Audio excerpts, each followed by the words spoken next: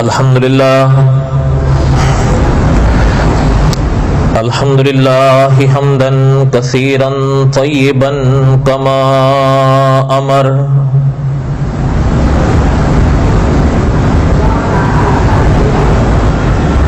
وأشهد أن لا إله إلا الله وحده لا شريك له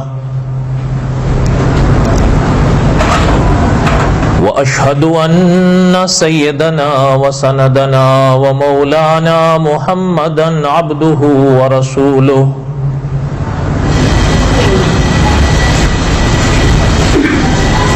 أما بعد أعوذ بالله من الشيطان الرجيم بسم الله الرحمن الرحيم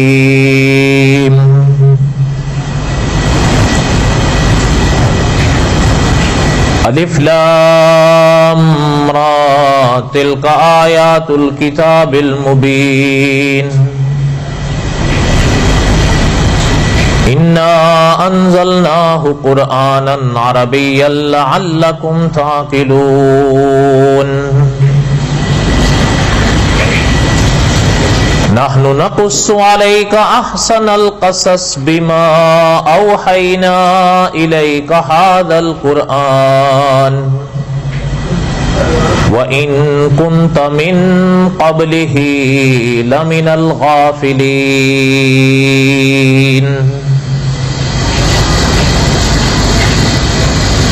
اذ قال يوسف لأبيه يا أبت إني رأيت 11 كوكبا والشمس والقمر رأيتهم لي ساجدين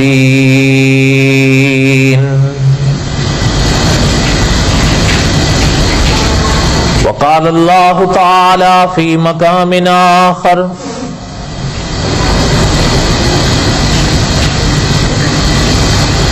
هو الذي أرسل رسوله بالهدى ودين الحق ليظهره على الدين كله وكفى بالله شهيدا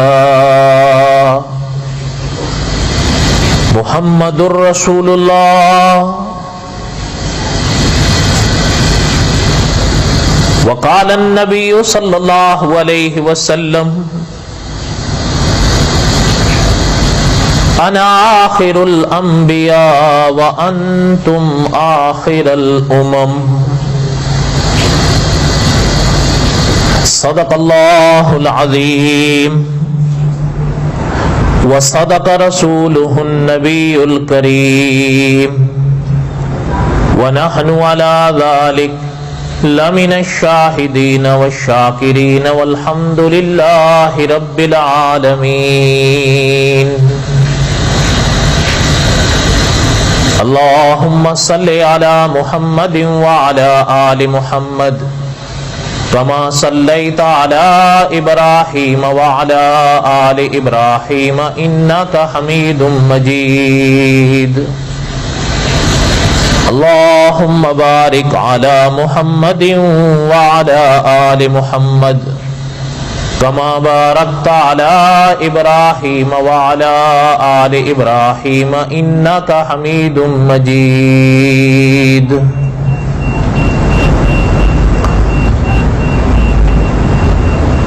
ہمہ قسم کی حمد و ثنا اللہ ذوالجلال والاکرام کی پاک ذات کے لیے، صدق دل سے لاتعداد مرتبہ درود و سلام امام الانبیاء حضرت محمد الرسول اللہ صلی اللہ علیہ وسلم کی پاک ذات کے لیے۔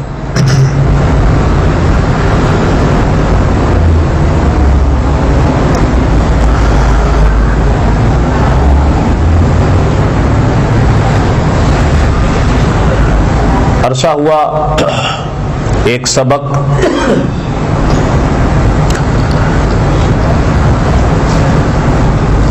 جمعے کے بیانات میں چل رہا تھا قصص الانبیاء علیہم الصلاۃ والسلام کا،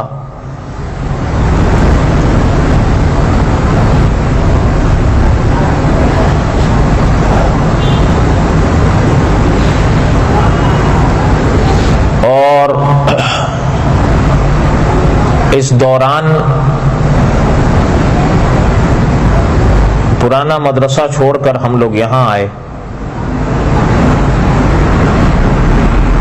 نظام چلتے چلتے 2 ماہ گزار دیے ہم لوگوں نے. 2 ماہ کے بعد ہم انشاءاللہ واپس قصص الانبیاء علیہم الصلوۃ والسلام شروع کر رہے ہیں.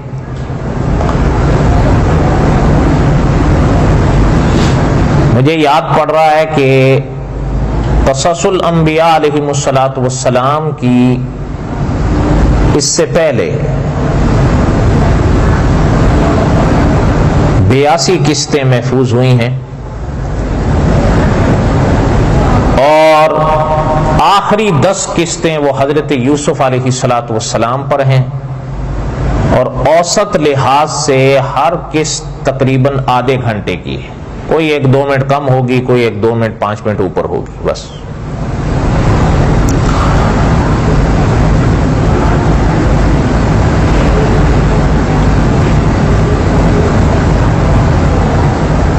مقصد یہ ہے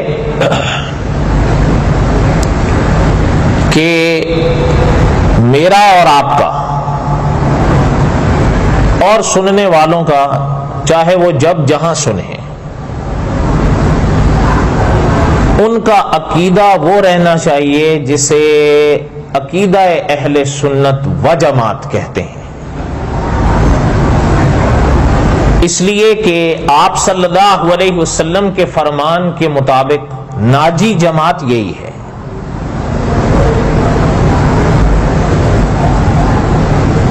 اسلام کے دعوے کرنے والے تو بہت آئے ہیں، آتے رہیں گے، لیکن آپ صلی اللہ علیہ وسلم نے فرمایا کہ میری امت کئی فرقوں میں بٹ گئے گی، لیکن آقا صلی اللہ علیہ وسلم نے ارشاد فرمایا کہ ان فرقوں میں ایک ہی جماعت ہوگی جو ناجی ہوگی، اور اس کو اہل سنت و جماعت کہا جاتا ہے. کیوں کہا جاتا ہے؟ اس کی تفصیلات علماء نے لکھی ہیں. اللہ تعالی نے موقع دیا تو اپنے وقت پر آئے گا وہ موضوع انشاءاللہ.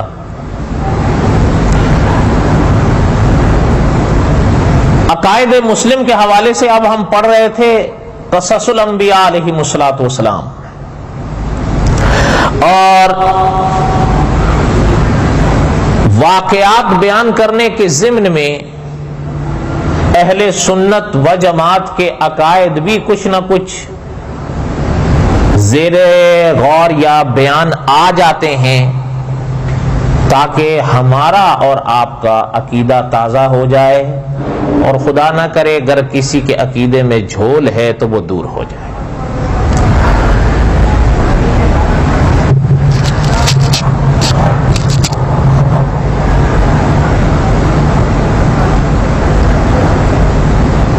گزشتہ جو قسط قصص الانبیاء علیہم الصلوۃ والسلام کی ہم پڑھ رہے تھے، جہاں ہم نے قصص الانبیاء روکا تھا، وہ یہ مرحلہ تھا حضرت یوسف علیہ الصلوۃ والسلام کی زندگی کا کہ حضرت کو مصر میں بیچا گیا، اور مصر میں حضرت یوسف علیہ الصلوۃ والسلام کو خریدا گیا. اور خریدا تھا اس زمانے میں حضرت یوسف علیہ الصلوۃ والسلام کو عزیز مصر نے، اور خریدنے کے بعد وہ حضرت یوسف کو گھر لایا، اور یہ اس کا کمال تھا کہ فراست صادقہ کے صدقے اس نے حضرت یوسف کو جانا کہ یہ کوئی عام شخصیت یا عام نوجوان نہیں ہے، لڑکا نہیں ہے، یہ خاص ہیں. بلکہ جب اپنے گھر لائے تو اپنی اہلیہ سے کہنے لگے کہ ہو سکتا ہے یہ ہمارے کام آئے یا ہم ان کو اپنا بیٹا بنا دیں. بڑی عزت اور احترام کے ساتھ حضرت یوسف علیہ الصلوۃ والسلام کو انہوں نے رکھا.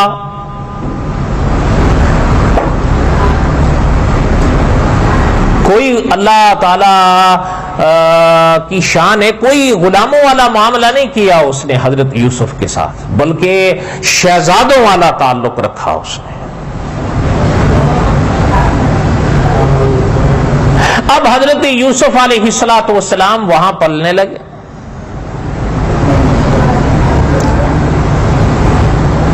وَلَمَّا بَلَغَ أَشُدَّهُ آتَيْنَاهُ حُكْمًا وَعِلْمًا۔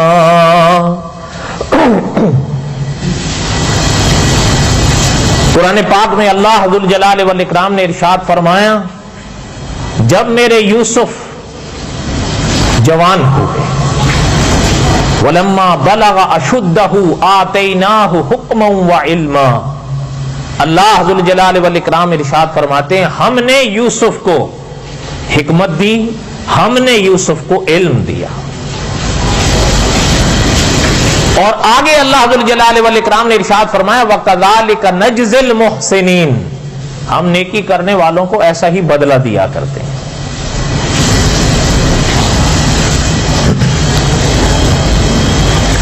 یہ جو قرآن پاک میں جملہ اللہ تعالیٰ نے ارشاد فرمایا، علماء مفسرین نے لکھا ہے کہ یہ ظاہر کرتا ہے اس وقت کہ حضرت یوسف کی عمر کو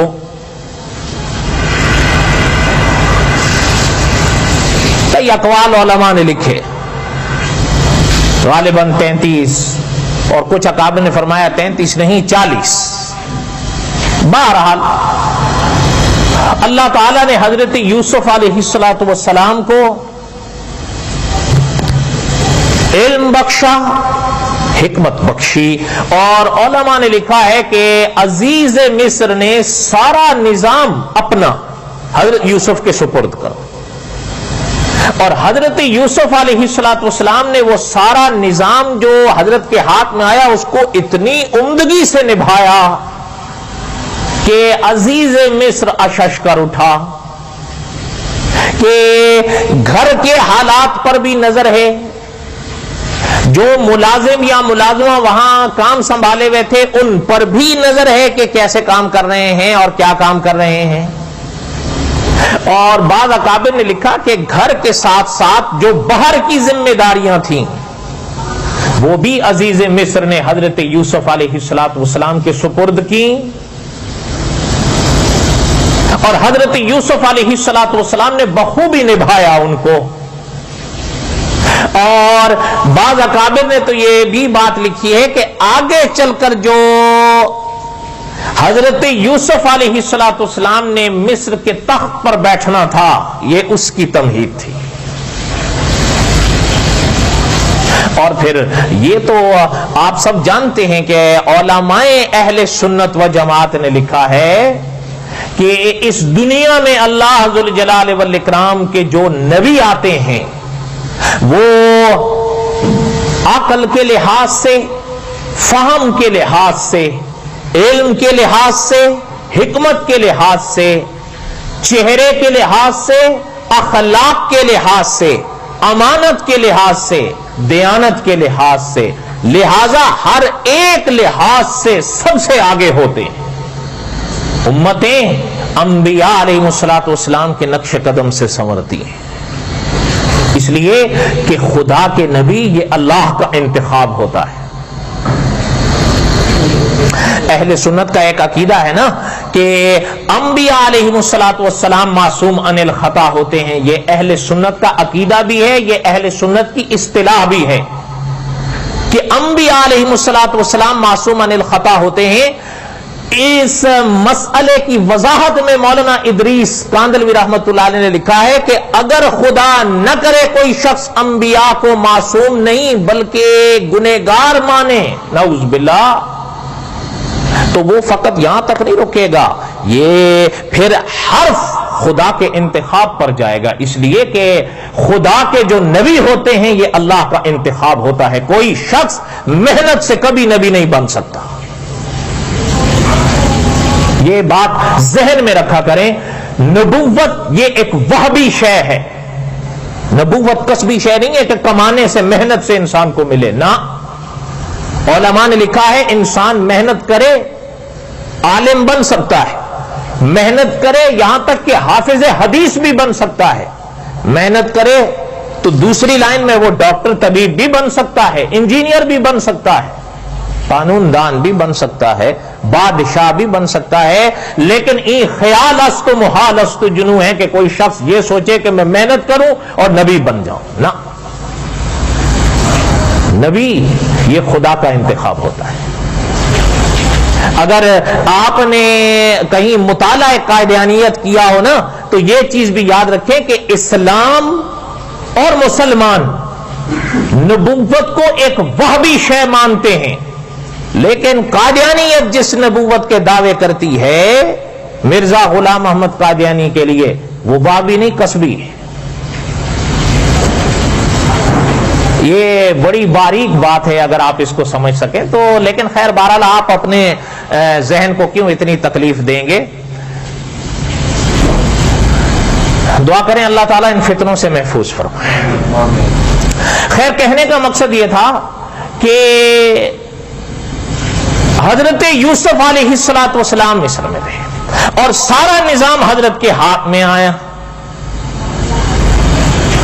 کوئی بات بھی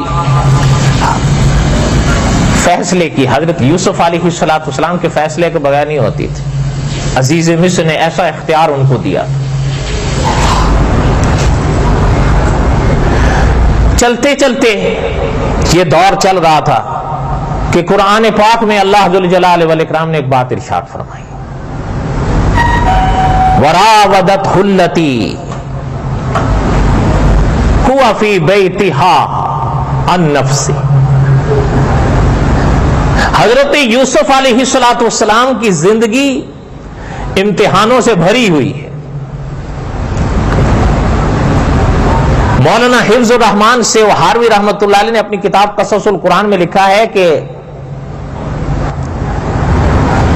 صوفی گزرے ہیں صوفیاء میں سے ابن عطا اللہ رحمت اللہ علیہ. مولانا حفظ الرحمان سے ہاروی رحمت اللہ نے لکھا ہے کہ حضرت فرمایا کرتے تھے کہ خدا کی مہربانیاں آزمائشوں میں چھپی ہوئی ہوتی ہیں. بات نہیں سمجھے؟ حضرت فرمایا کرتے تھے خدا کی مہربانیاں آزمائشوں میں چھپی ہوئی ہوتی ہیں.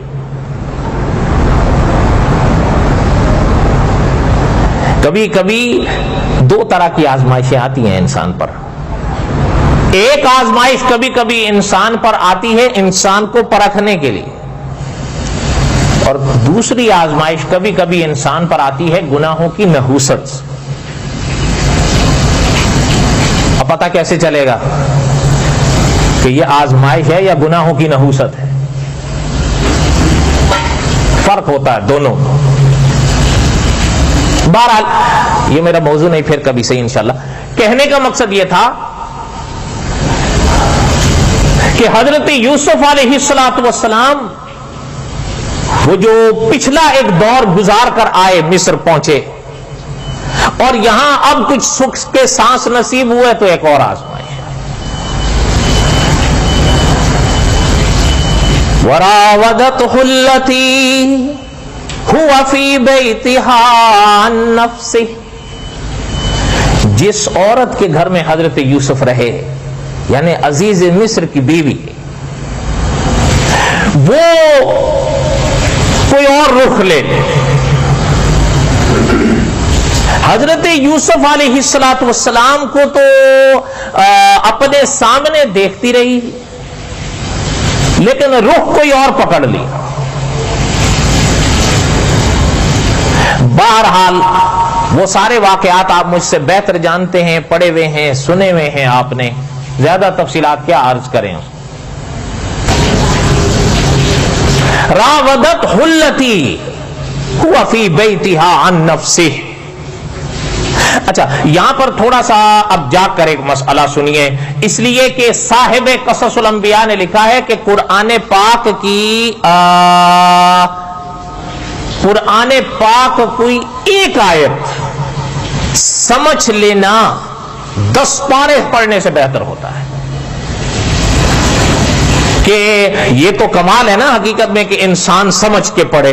اب ایک انسان سمجھ کے نہ پڑھے اور پڑھنے کے لیے وہ 10 پارے پڑھ جائے پھر وہ بات تو نہیں ہوتی. ہاں تلاوت کا ثواب مل جائے. فرمایا راودت حلتی، کہ یہ راودت کا لفظ ہے،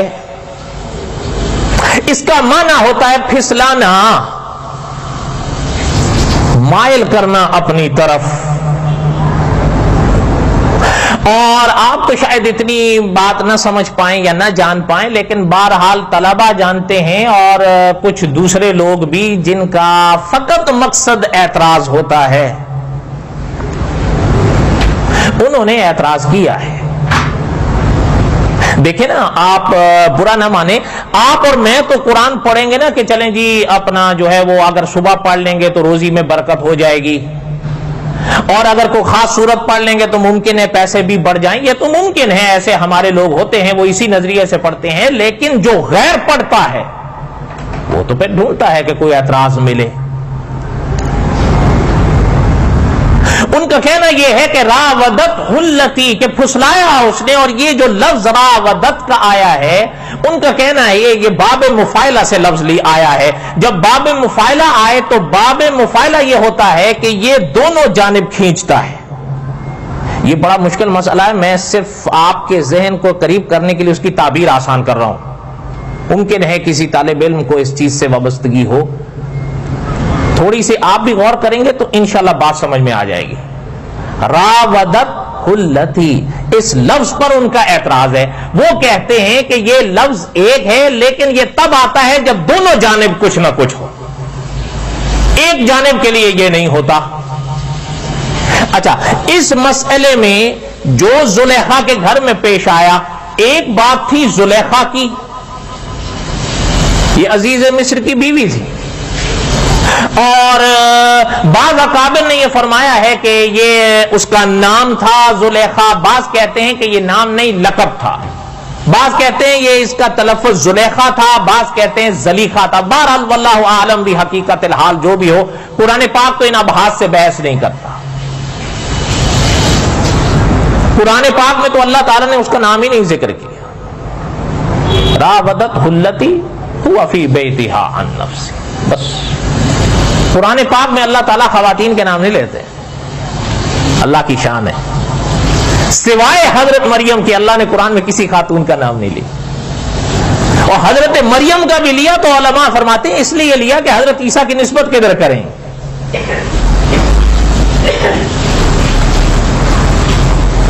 اب ان کا کہنا یہ ہے کہ راودت یہ لفظ آیا ہے، اور یہ لفظ حضرت یوسف کے واقعے اور قصے میں آیا ہے. ان کا کہنا یہ ہے اعتراض کرنے والوں کا کہ یہ لفظ دو جانب مانگتا ہے کہ دونوں طرف کچھ نہ کچھ ہو. راودت حلتی، پھسلایا. تو اگر ان کے اس معنی کو مانا جائے تو معنی یہ ہوگا کہ زلیخا نے بھی کچھ کیا اور حضرت یوسف نے بھی، نعوذ باللہ. لیکن اس میں کوئی شک نہیں کہ زلیخا اس مقام پر ٹھوکر کھا گئی تھی، لیکن حضرت یوسف میں کوئی ایسی بات نہیں ہوئی اور ہو بھی نہیں سکتی تھی، اس لیے کہ خدا کے نبی گناہوں سے، یہ عقیدہ ہے اہل سنت. تو پھر یہ باب مفاعلہ کا لفظ یہاں کیسے آیا؟ اس کا ذرا تھوڑا سا جواب، اس میں تو بڑی ابحاث ہیں، لیکن آپ ایک چھوٹی سی موٹی سی بات ذہن میں رکھ لیں کہ صاحب قصص الانبیاء نے لکھا ہے کہ اس میں کوئی شک نہیں یہ باب مفاعلہ کا ہے، صیغہ ہے، لفظ ہے. لیکن باب مفاعلہ کا لفظ آئے اکثر یہ دو کے لیے ہوتا ہے، لیکن ہمیشہ دو کے لیے ہو یہ قاعدہ کلیہ نہیں ہے، کبھی ایک کے لیے بھی آ جاتا ہے. نہیں سمجھ آئی بات؟ کبھی ایک کے لیے بھی آ جاتا ہے. اور آگے جو قرائن آ رہے ہیں، اور حضرت یوسف علیہ السلام کی بات کو آپ سمجھے نا کہ زلیخا نے، ہم آگے پڑھیں گے انشاءاللہ، آج تو موقع نہیں ہے، زلیخا نے حضرت یوسف کو پکڑنے کی کوشش کی اور حضرت یوسف نے رکنے کی کوشش کی یا بھاگنے کی. تو کرینہ جو بتا رہا حضرت یوسف کا، تو پھر راودت حلتی کو ایک بار آپ دونوں جانب کیسے کہیں گے کہ دونوں طرف کچھ نہ کچھ تھا؟ نعوذ باللہ. ایک بات. دوسری بات، ایک تو یہ بات یاد رکھے نا کہ جیسے جو ابھی عرض کر دی. دوسری بات علماء محققین نے لکھی ہے اور وہ بڑی باریک ہے، اگر آپ سمجھ سکیں. دھیان ہے آپ کا میرے بھائیوں، تھوڑا سا غور کریں بات سمجھ میں آ جائے گی.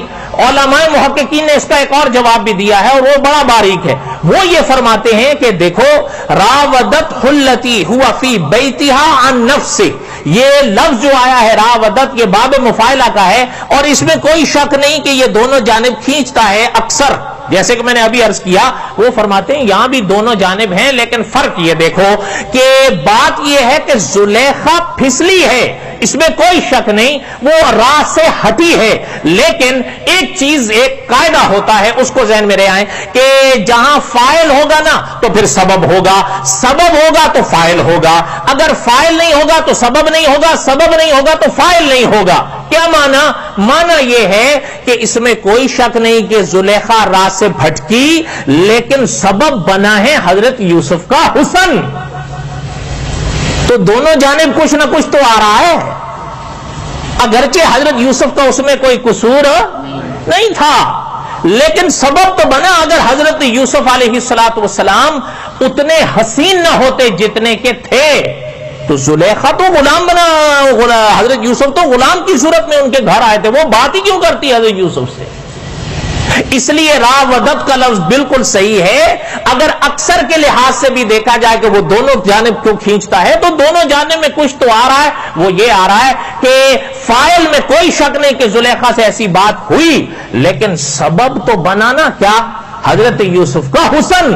اس لیے دونوں جانب آ گیا کچھ نہ کچھ. لیکن زلیخا سے قصور ہوا تھا، حضرت یوسف کا کوئی قصور. میں آپ سے پوچھتا ہوں یہ جو حضرت یوسف کا حسن تھا یہ خدا کی عنایت تھی یا نہیں تھی؟ راودت حلتی ہوا فی بیتہا عن نفسہ. اب بات سمجھ میں آئی یا نہیں سمجھ میں آئی؟ بولو تو صحیح، ذرا مشکل ہے تھوڑا. اچھا خیر، حضرت یوسف علیہ السلام کے حوالے اللہ ذو الجلال والاکرام نے آگے ارشاد فرمایا. بات کو سمجھیے. میں نے تو یہ سوچا تھا کہ آج سورہ یوسف کا آدھا صفحہ ہم لے لیں گے لیکن یہ تو پہلی آیت پر ہی ہے.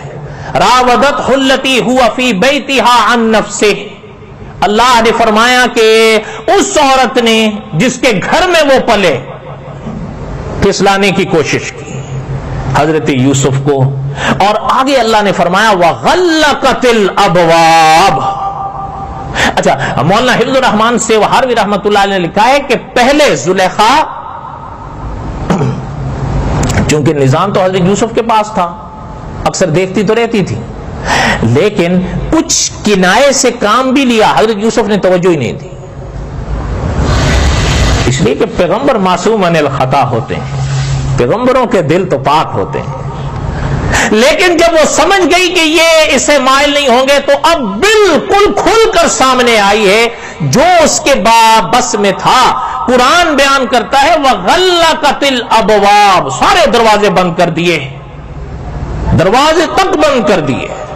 اچھا یہاں پر بھی تھوڑا سا غور کریے گا. علماء نے لکھا ہے کہ غلقت الابواب اللہ نے نہیں ارشاد فرمایا، غلقت الابواب ارشاد فرمایا ہے. فرق ہے، جو قرآن پاک کے قاری ہیں وہ جانتے ہیں، اتنے بات آپ بھی جانتے ہیں. غلقت الابواب شد نہیں ہوگا اور غلقت الابواب شد ہوگا. میں آپ سے پوچھتا ہوں جب کسی حرف پر شد آئے تو پریس کرنا پڑتا ہے کہ نہیں؟ بولو. اچھا آپ اور ہم صبح دوپہر شام پڑھتے ہیں ایاک نعبد یا ایاک نعبد، بولو ایاک نعبد شد ہے. یہاں پر بھی غلقت الابواب کہ دروازے تک بند کر دیے. اچھا علماء نے لکھا ہے کہ یہ جو ہے نا اپنا، آپ کو شاید اس بات تھوڑے آپ کے لیے مشکل ہوگی کہ کلما زاد المبنا زاد المانا، جب مبنے میں زیادتی آئے گی تو معنی میں زیادتی پیدا ہوگی. کلما زاد المبنا زاد المانا کیا معنی؟ کہ دیکھیں ایک ہے نا لفظ، میں مثال کر دوں تو پھر آپ سمجھ جائیں گے. خدا نہ کرے فلان قتیلا، کہ فلان قتل ہو گیا، ٹھیک ہے. اچھا ایک لفظ تو یہ، اور ایک شخص کوئی یہ کرے کہ فلان قتیلا شد کے ساتھ ادا کرے. پہلے کا معنی صرف یہ تھا فلان قتل ہو گیا، دوسرے کا معنی یہ ہے کہ ایسے قتل ہوا کہ ٹکڑے ٹکڑے ہو گیا. شد آ گئی تو معنی میں شدت آ گئی. علماء مفسرین نے لکھا کہ غلقت الابواب ہوتا تو معنی یہ کہ دروازے اس نے بند کیے نہیں، قرآن کہتا ہے غلقت الابواب، مانا یہ کہ اس نے اس کو کنڈیاں بھی لگائیں، جو اس کے زمانے میں رواج تھا، یعنی اپنے طور پر جو اس کے بس میں تھا سب کیا۔ اب کہتی ہے قالت حیت لک، اب کوئی پردہ نہیں کیا، سب کھل کے کہا قالت حیت لک۔ بقیہ تک قصہ انشاءاللہ آئندہ جمعہ۔ وما علینا الا البلاغ المبین، سنتیں پڑھ